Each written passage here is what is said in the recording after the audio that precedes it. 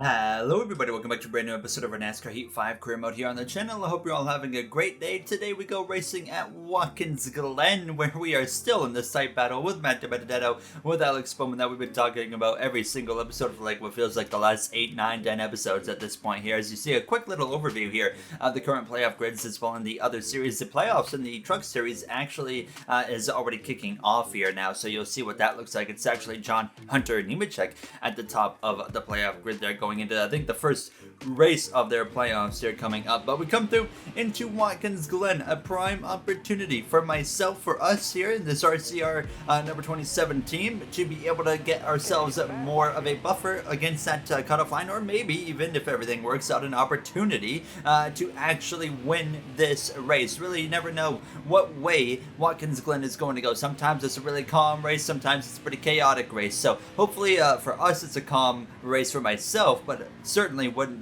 mind some chaos for everybody out here. But qualifying was okay here. I put on a pretty decent lap. It wasn't a special lap by any means, but it was a solid lap overall. We came through out of this final turn down this front straightaway, and we're going to come through to cross the line with a goal of a 111.482. We get a 109.750, and that's going to put us in P12 here for this Go Bowling at the Glen. So I was overall very, very happy with that effort right there. As you can see, Alex Bowman there just in front of us, but DiBenedetto behind by a few positions. Of course, that's the main driver that we're going to be watching for here, is Matt DiBenedetto and Alex Bowman as well here. But Kyle Larson starts on the pole alongside Denny Hamlin, joining him there on that front row. And obviously you can see, as well as we usually expect someone to get sent to the back, and that would be Kurt Busch this time around in that Monster Energy Chip Ganassi Racing #1 machine. He had an engine change after qualifying, so starting at the back is that #1 of Kurt Busch here. So we move up into P11 as we get ready to go. Green flag racing here from Watkins Glen. Kyle Larson, Denny Hamlin lead the field to the green flag as we are underway here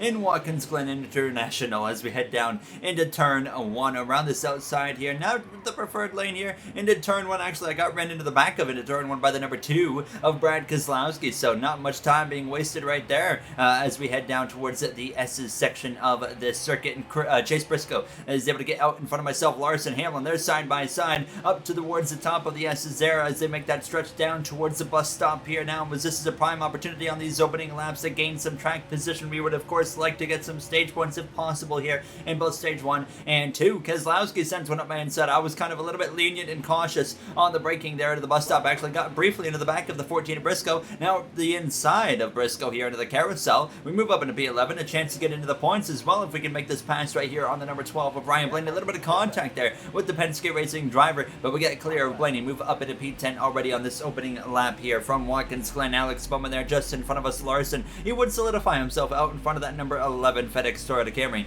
of Denny Hamlin now at the conclusion of this first and opening lap. So Larson still looking for his first win on the season, hands down, but the strongest driver this season without a victory, and one of the strongest drivers overall in the sport this season here as we head through to lap 2, now midway through the lap, through that bus stop there. And this was my strongest point of the track right here, through the bus stop into this sweeping right hand carousel. I'm always able to find a little bit more time no matter what my disadvantage I have in my car, but here you can see on lap 3 into turn 1 a big error right there into turn 1. I actually caught the grass under braking, and then it just overshot the car to the right, and then I overcorrected, went off circuit, so we give up a handful of positions down into 14th place with only a couple of laps to go in stage 1. As you guys know, both stages very short here from Watkins Glen, about 4 laps apiece here now, so a big error from myself potentially gives up a stage point, which one single stage point could make a magnitude of a difference here at this point in the season. So I was pretty disappointed in myself for making that error, but we have to just continue to focus on, and we're on this final lap though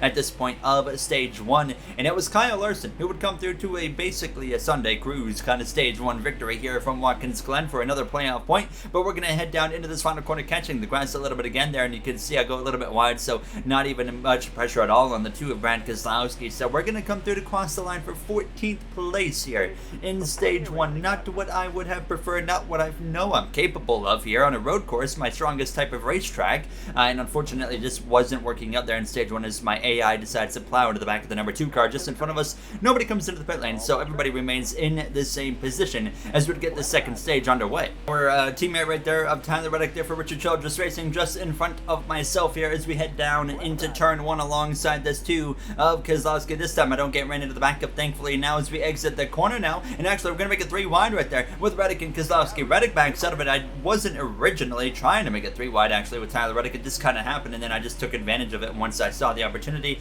and he backed out like I said, so didn't really make it much of a fight. So up to P13, and we have a chance here maybe to get the elbows out on that number 2 of Kozlowski. There we go to the right-hand side, down the straightaway towards this bus stop here, and that's going to be another position for us here to get closer to that top 10, and maybe even a chance to pass Briscoe. More contact. We actually made contact on lap 1 with Briscoe in the same spot, and we just did it again here on this first lap of stage 2 now as we get to the back now of that number 12 of Ryan Blaney here. So, I mean, overall, very good first lap for ourselves here from Watkins Glen in stage 2 up into P11, and now an opportunity to hopefully pounce on this number 12 Dex Imaging Ford Mustang. You see Bowman up ahead battling as well with Christopher Bell, who's having a solid run here today. Unfortunately for Bell, he's a little bit too far out on points. He's going to have to try and find a way to win if he wants to get into the playoffs, but never say never at this point in the season here. Now as here we go, catching that number 12 of Blaney a little bit off guard right there. I'm going to pin him down there towards the curb and the carousel around the outside, and we're going to complete the pass by moving now up into the 10th position. So back into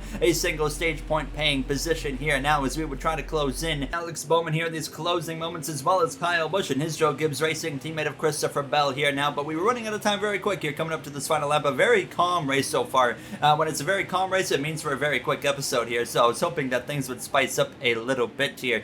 These road courses are usually quite a bit shorter than the oval races, but right to the final lap here of stage 2 as we head down into the penultimate corner, and now we get a little bit closer to Bowman, who runs a little bit wide right there in that penultimate corner, and now into the final turn though. He looks up the inside of Kyle Busch. He gets held up a little bit here, and now here I am to the left-hand side of Alex Bowman. We're about to steal a stage point from him right there, and we're going to get P9. 2 points for us, 1 point for Alex Bowman. We did a little switcheroo right there as we came through out of that final turn, so up at a P9. Kyle Busch there in 8th place. This time though, everybody come into the pit lane here for 2 cans of fuel as well as 4 fresh tires and slight repairs to my cars. Kyle Larson wins both stage 1 and 2. So far, we gained 2 spots on the pit lane, so up at a P7, and once again, unfortunately, on the left side of the track. We'd prefer to be on the right side of the track. Not much we can do about it there now, as we're going to be back underway here from Watkins Glen. 10 laps of racing here in stage 3. Now, the trend has been usually at Watkins Glen, we usually see a late race caution within the final 5 to 6 laps. So that was something I was anticipating. It was definitely on my mind here now, and we don't have a car really capable of having the pace to win this race. It's a 4-star car for Richard Childress Racing, but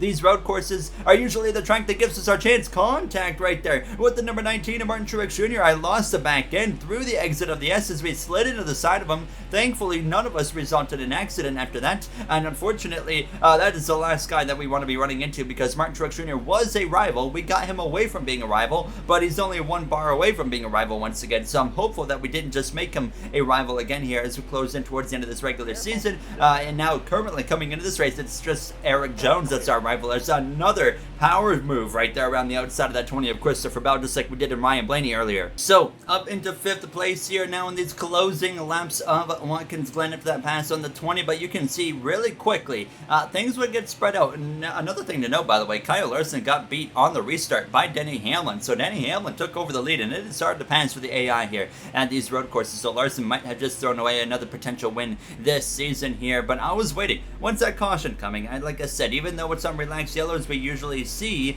some form of yellow flag fly here at Watkins Glen within the final 5 to 6 laps, and we were closing in on those 5 to 6 laps remaining here from Watkins Glen. Now 6 laps to go. Hamlin continues to lead, and I was pushing really hard. I was pulling away from Christopher Bell, Kyle Busch, Alex Bowman, and I was not really closing in on Logano. It was staying pretty well dead even, and then there was kind of moments here and there where I would gain a tenth or two. So overall, it was a bit of a game, but it wasn't very much on Logano to make a difference here, or an impact now. As you can see, Hamlin and Larson and Elliott, they were all pulling away from me, but I was over 2 seconds ahead of Christopher Bell. But that caution, it doesn't look like it was coming out here. This makes it for a very, lonely and calm stage 3 so far here, and I'm starting to believe that we're going to stay green right up to the end of this race here in Watkins Glen International now, as Hamlin continues to lead in these closing closing 4 laps here. Now, he won at this track here in 2016, if I remember correctly.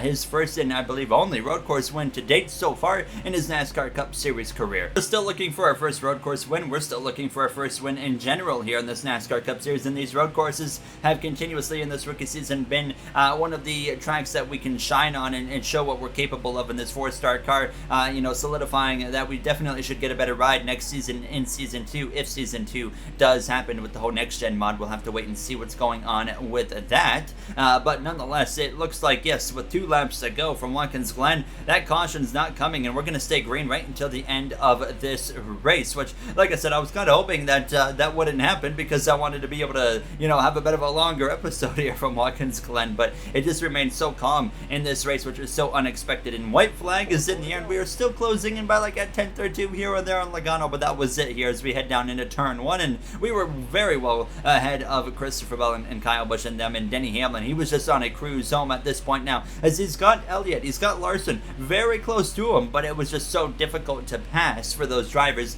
that the only way they could really pass Denny Hamlin is if he has some type of mechanical failure or a tire blowout or something amongst those lines right there. So we come through into the bus stop chicane for the final time here in Watkins Glen, pushing as hard as I can, because you never know what's going to happen with that 22 here in these closing moments. Something could go wrong, but it was looking like nothing was going to go wrong. So we stay green the whole final stage here for maybe the first time ever in the NASCAR Heat 5 career mode, going back to the original one as well. And Hamlin's already rounding the final corner. It's going to be another win, I think win number 4 on the season it will be here for Denny Hamlin. We're going to get a top 5. So one of our best finishes of the season here from Watkins Glen. It will be our still best finishes, second from Sonoma Raceway earlier in the season to our teammate of Tyler Reddick. But overall, a strong day for us here in Watkins Glen, and it will only help us in the points here, and we will check out that playoff grid here momentarily. But Denny Hamlin with win number 4 over Kyle Larson, Chase Elliott, Joey Logano, and myself rounding out the top 5. Christopher Bell there just behind Ryan Blaney rounding out the top 10,